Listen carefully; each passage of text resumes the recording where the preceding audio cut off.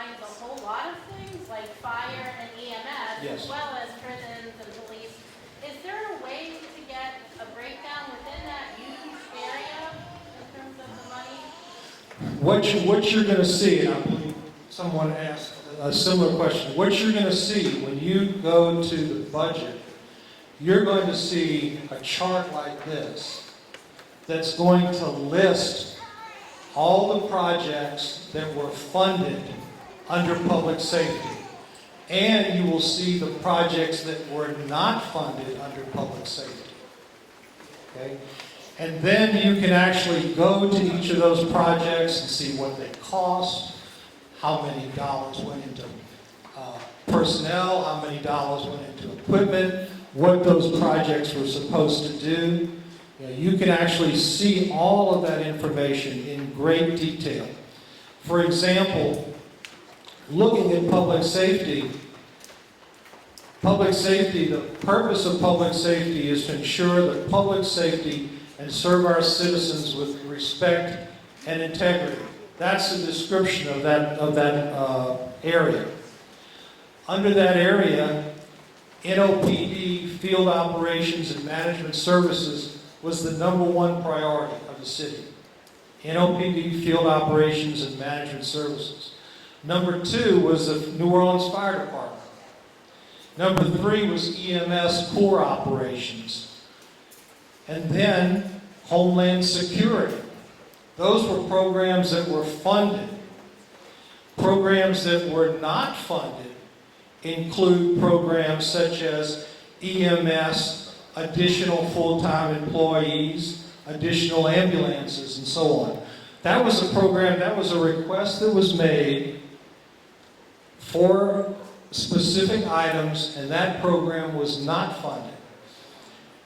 So, to answer your question, yes, in the area of public safety, that's a whole range of departments. And the City Council is going to hold their budget hearings this year by program area. They're going to say, okay, today we're having our public safety hearings, and they're going to invite in all the various departments with their offers that are recommended to come in and explain everything that they can about each and every one of those offers. Yes? My question is, if we are looking for community involvement, why is community involvement at the tail end of the process as opposed to being front? But I don't know if it's at the tail end of the process. Well, let's look at the I showed you the timetable earlier on. Right now, the departments are re-ranking their offers. CAO budget hearings have not even started yet. CAO budget hearings are sometime in August. So it'll really be 2 tracks. I would say that most of the community budget hearings will either be over or ongoing at the same time that the that the CAO budget hearings are taking place. So I don't know if saying it's at the tail end of the process is totally accurate, but it's more toward the middle of the process. I think what's happening is that there's an opportunity for departments to be heard, and then once those departments are heard, then there's something to present to the citizens. Yes. Yes. Yes, sir. I just wanted to reply to Chris's question about what exactly what is the city's community input in deciding what are they looking as far as the decision for community? Are they looking to reconfirm some of the projects, or like are they looking at like successful cases like the streetlights? Why was the streetlights so much more successful when they had more restricted funding? Was it because the mayor had more flexibility at the time to respond? But I think that when you go to a community hearing, okay, maybe next time I should just hand the mic to. Yes, like wanted to share like why was the street light kind of campaign so much more successful? Is it because the mayor had more decision-making powers for funds to move around? And the second question is, at what level is the mayor's office looking at for community members to decide? Like, what are they looking? Are they looking to reconfirm the city's priorities, or actually they looking for new ideas at the time? You know. I think that, of course, when you have an additional $5 million and you have a priority, things are going to get done pretty quickly. And in terms of confirming, I think that the hearings will be for both purposes, to make sure that the community is satisfied with the projects that were funded. And also, if there are some recommendations for new projects, that would something that the mayor would definitely want to hear. Now, when you go to these community hearings, the city is going to be very well prepared to tell you what has happened with those projects. For example, if you go and say, Mr. Mayor, this project was funded last year, he's going to have quantifiable information that he's going to be able to present. He's going to say, did you know that this project did this, and this, and this, and this, and this is how it's successful, and either we met our goals or we didn't meet our goals. Okay? And then you as a citizen can ask questions about, well, what about this? Can we add that? And those are questions that will be heard. Yes, ma'am. Yes, I am, the community in which I'm from is probably the reason why the first category was established, because I'm from Central City. And I'm concerned that my community has an opportunity, just as we are here, to be informed so you don't get reactionary responses at the community meeting. So I'd like to know to what extent you or someone as qualified as you would be available to do a similar presentation for the Central City area. And I'm saying that as the primary coordinator of the neighborhood association, as well as being president of the New Orleans Association of Black Social Workers. I'm sure that myself or NOCOG has many qualified people that could. The whole purpose is for all of us to work together. That's the whole purpose. For this process to work, your organization needs to be organized and together, which I'm sure you are, and then you're communicating with other groups, and everyone is communicating together so that there can be a thoughtful process of presenting budgets to the mayor at community meetings, as well as in the media and so on. Yes. I just want to say to the community that NOCOG will make that available to you. If you contact us, we will facilitate that process. Okay, and all the information is in the packet, so we can get in contact with. Yeah, okay, very good. Thank you. I've got some questions in the back. Yes, sir. So, is there an implication coming somewhere from the land administration that perhaps they're open to seeing less money going to public safety and perhaps more to children and families? Is that something you've heard? And is it something that the community can have confidence that that's a message that's coming across from the land administration? I think that different people are going to have different perceptions, and that's what makes this the great city that we are. Some people are going to be very interested in prevention aspects.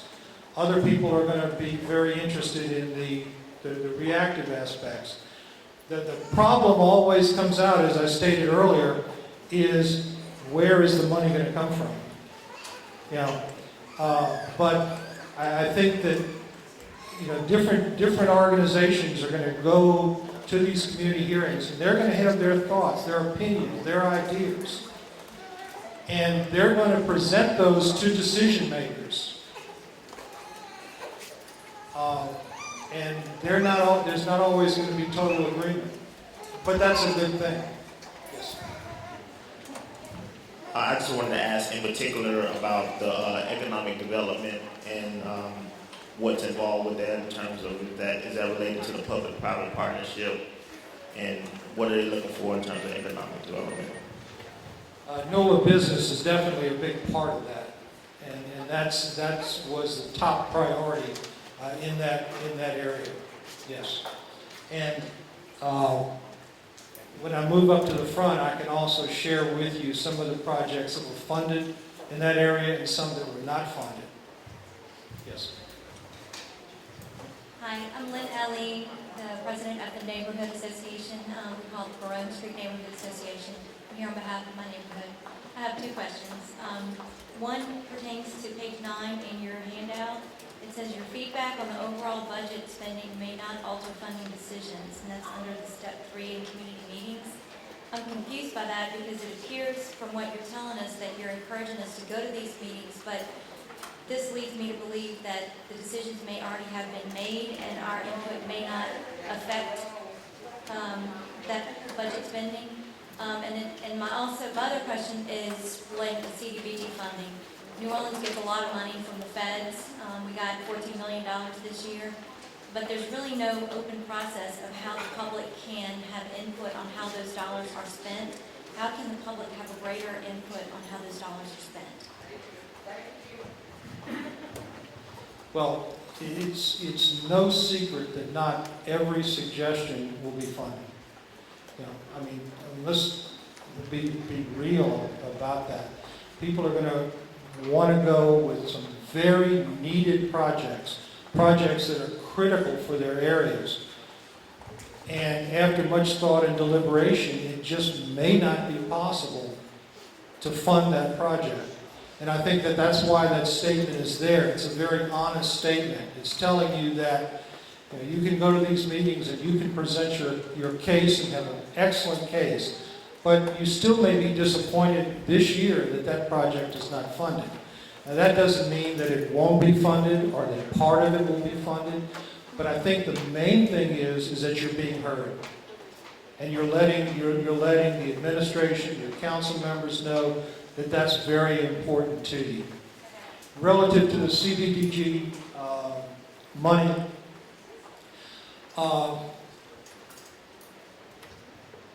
I agree that there hasn't been a lot of opportunity for public input.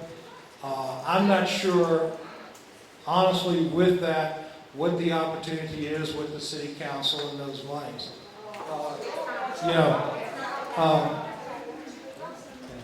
Carrie, Mr. Grant, do you have any comment on that? I might need a little help with that question.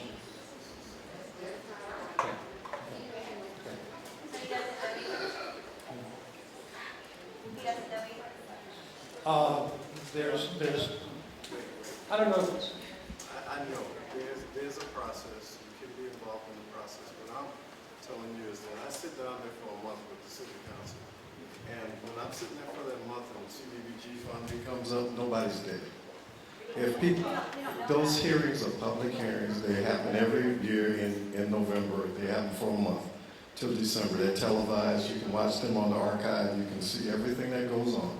If you wish to participate, the beginning of the participation, which we're in the middle of the budget process, the middle of the beginning, we're coming out to the communities so people can participate. If you want to ask about what is being funded out of CDBG, how the Supernova process works, all that, you can become involved in that. That's what this is all about. I'm just telling you this. What I've shuddered at is over the years, I've been there when big questions come up about funding everything. And nobody's in the audience to say anything. And I'm talking about in the city council chamber. And that is a detriment to our society. So in November, y'all are talking about the 2012 dollars that the government's going to give us, or are you talking about the 2011 dollars that we already have? Because we just got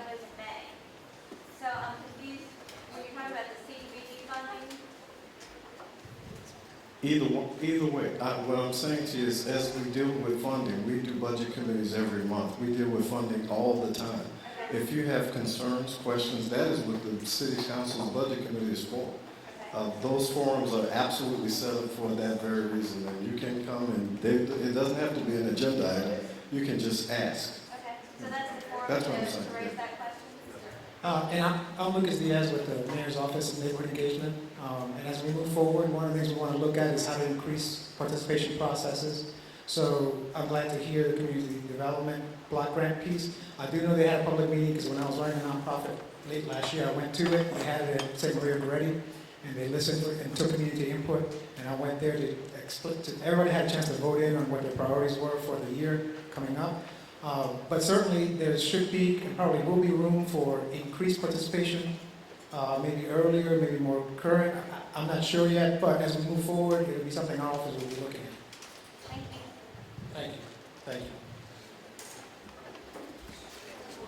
Yes, yes, we'll come back here. There's a question from CDBG, I'm sorry. There's a question right here that we want to follow a certain pattern, so let's be fair. Jacob, there was a question here and a question here. I was just wondering, because you talked a lot about offers, are all departments equally positioned to make offers successfully? And sort of what mechanisms are in place to ensure that certain departments don't become disproportionate in their power and the resources that they're garnering simply because of a track record of having run 1,000 programs? And so what are we doing for smaller departments to ensure that they actually have the capacity to envision programs and submit offers and develop their proposals and ideas? Excellent question. To the best of my knowledge, all departments have an equal opportunity to present their offers. And the offers are judged according to what the ranking team and the BFO, the budget by outcome team, judges to have the most chance to be successful. Now, I would presume that certain departments may have a reputation for being more efficient than other departments. And if I were doing rankings, that would have some impact on my decision relative to funding. But each offer is weighed independently within an area as to, is it cost effective? What does it cost? What are the outcomes promised? What is it going to do for the community? And mainly, does it meet what the community wants? So each offer will be judged on that basis. So we want to start wrapping up. It's now 7:40. I know that there's a question here. There's a question here. Are there any last questions? Speak now or forever hold your peace. Vanessa is the last question, okay? So remember, 1, 2, and 3, and then we're going to close it out. Thanks. So I wondered if you can talk about to what degree are there other cities that use the same process that are comparable to us? And, can we look to them to think about how percentages and those kinds of things and compare ourselves? And then a really quick, can you speak to whether or not there's criteria for the offer rankings that are set, like that we could know about? In terms of other cities, I cannot name a city that has the exact same process that we have. I've lived in, the city of New Orleans, I've lived through, every time a new mayor comes in, there has been a new process. I remember very well what used to be called zero-based budgeting, which I thought was a very, very good process. This process has, it's a nationally recommended best practice program. And when you look at it and you look at the rationale and the steps that are involved, it's a process that makes a great deal of sense. The key to this process, though, the key to BFO is going to be, is it going to be 1 year, 8 times, doing the same thing over and over and over again for 8 years in a row? Or will it be an 8-year experience that's going to continue to grow and get better over the 8-year period, assuming there's an 8-year period of this administration. Okay? And then I think that's an important piece. I did want to throw one thing in that ties into the purpose of the meeting tonight, which is this idea of citizen input into budgeting. There are, in fact, a number of other cities in our country. Los Angeles and Chicago have very good participatory budgeting. Los Angeles actually has a day where, through their citizen participation program, citizens come together, there's a budget booklet prepared by the city, and a certain percentage of their budget is allocated per the citizens. So, in addition to the outcomes piece, this idea of citizens engaged in the budget is also a new and bold experiment here. Thank you, sir. Thank you. There was the second part of the question Yes. about ranking criteria. And are there ranking criteria? Yes, there are ranking criteria. They're listed in the budget book. Once again, it goes to cost efficiency, cost effectiveness, listening to what the public has to say, performance indicators, and so on. So those are there. And each offer within each area is measured against other offers within that area as to how they meet those particular criteria. Let's see, who is the next? Thank you. To follow up on the CDBG question, I work for a nonprofit where I went to the same meeting that Lucas attended in November to give us information about the application process, which was very good and very clear, and the city employees involved were very responsive. It is a two-part process. You have to register and then you apply. We completed our registries in March. I've asked the city, do we know when the money is coming in, when the application is going to come, and there has been no response. And I'm wondering if you can go over what is the process or the timeline? How does it fluctuate? How does the money come in? When, just how do the CDBG dollars work in terms of when the city gets them, how the application process works, just very briefly? Because like the lady in front of me is saying, I'm wondering if I could get an application any week now for 2011 money, but shouldn't I start preparing for my 2012 monies? I'm confused about the timeline. And I think it would help us because these are important funds for our community. And I wasn't aware of the meetings at City Council chambers for us to discuss the priorities. And I think we need those to be publicized as well. Yes. I would just request that those timelines be published. I'm not prepared to speak to those specifics tonight, but I think your voice is being heard. That more information needs to be disseminated to the public, by the city. I'm sure that they're doing that, but everybody in this room needs to be linked together, if you will, in terms of, I put a schedule up there for the operating budget, but there are also schedules for other things. And everyone needs to know what those timelines are.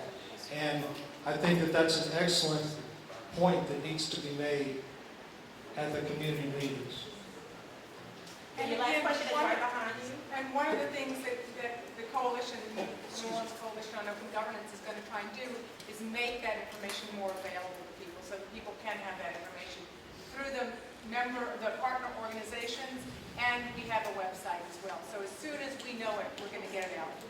And if people could sign, make sure that you sign the check-in sheet with your email address, because we are putting out monthly newsletters that's going to have not only the embedded video of this presentation, but the calendar and other information regarding this budget workshop. Your last question is right here. Oh, God. Okay, CDBG money, again. We have asked constantly, what is the difference between CBDG dollars and CBDG disaster recovery dollars? And how they work, what they can be used for. I've asked the finance chair, Ernie Philco. I've asked my council person. I've asked a number of people, but I can't seem to get an answer from that building down there. So we need to know clearly what these dollars are and what they can be used for, because it seems they are being manipulated every which way, and we don't know what's going on. The other thing is, this is a great start, a stab at having community participation, but as another gentleman said earlier, it's at the end of the process. You have ranking teams in these various departments presenting what they think the public wants, but you have no public input until after that. So we're saying how much of our public input will affect these departments and these ranking teams' decisions to steer these dollars where we want to see them go. That's my question.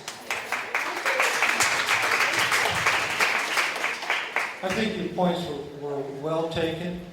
I think they were heard loud and clear by NOCOG and its partners.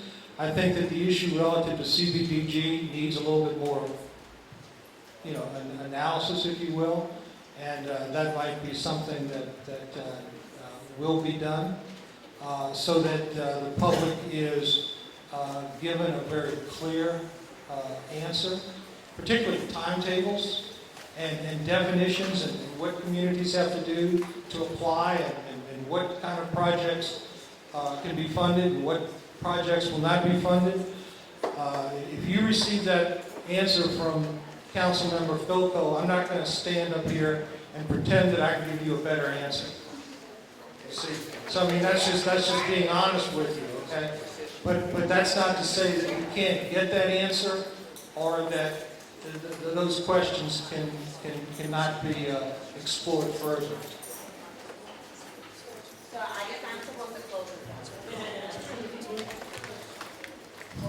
Before you close, come on. But before you close out, I would like to once again just express my sincere thanks to all of you for attending tonight. This was an incredibly ambitious amount of information to try to present in an incredibly short period of time to such a diverse group. But it was an important first step. It would have been a lot easier to focus on something very small and then just focus on that.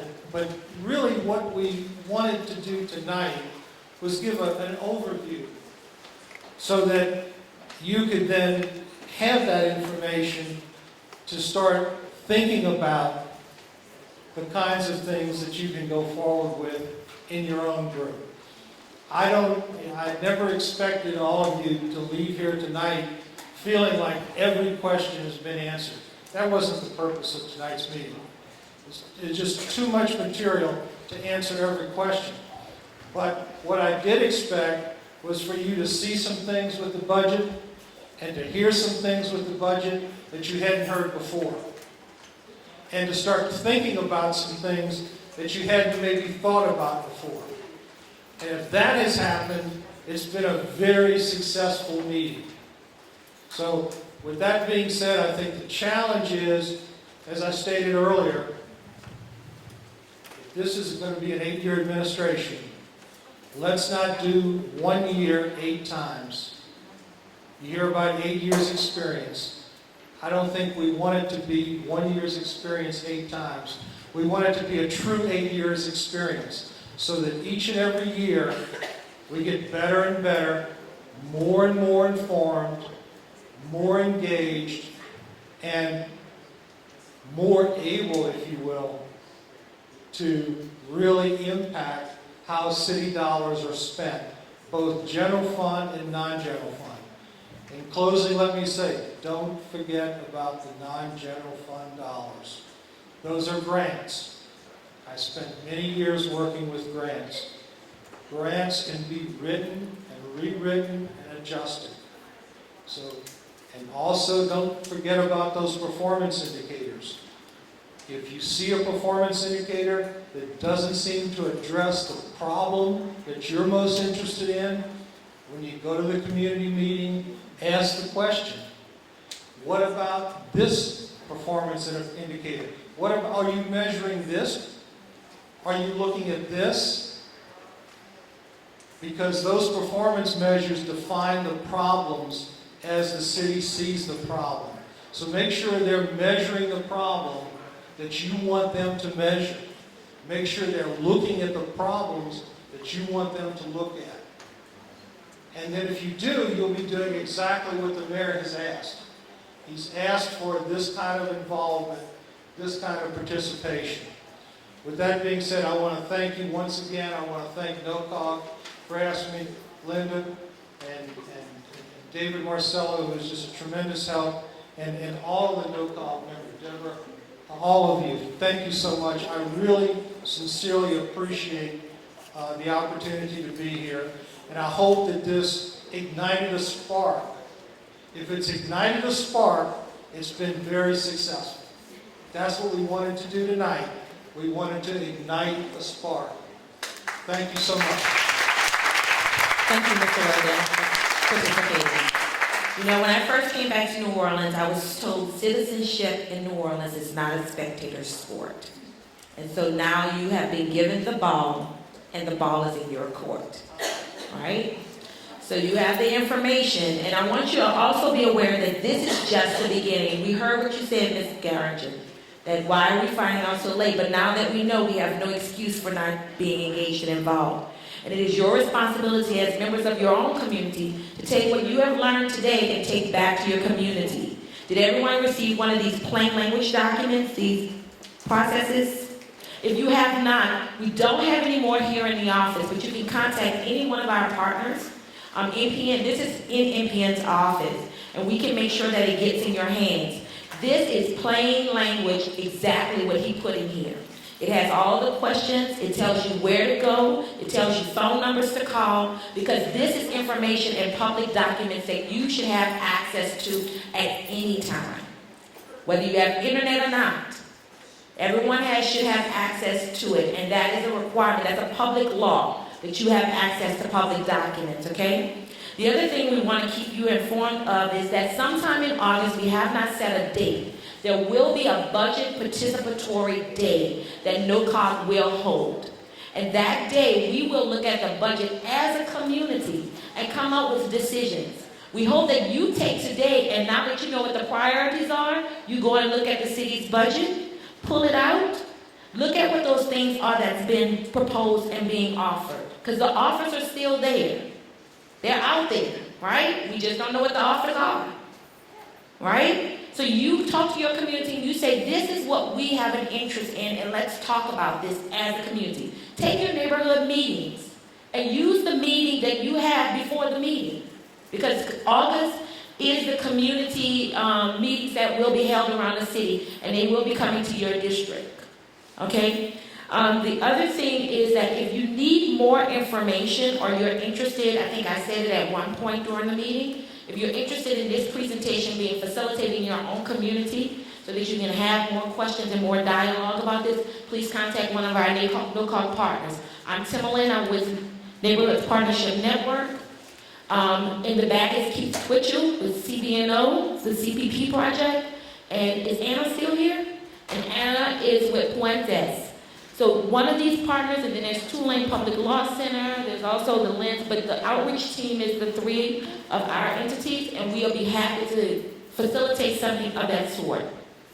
Also, all of this information is condensed on one site, which is our website, nocog.org, www.nocog.org. It's all of this information. Thank you. There as well. Last but not least, you received a survey.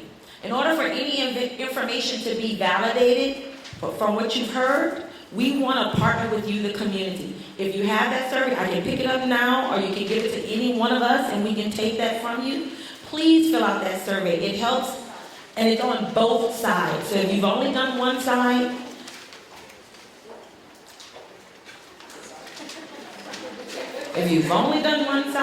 please do the other side.